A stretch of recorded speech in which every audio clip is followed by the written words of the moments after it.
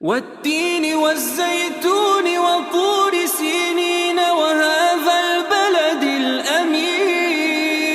لقد خلقنا الإنسان في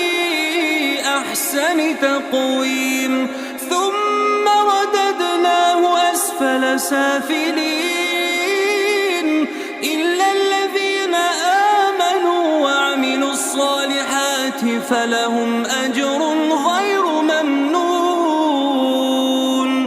فما يكذبك بعد بالدين أليس الله بأحكم الحاكمين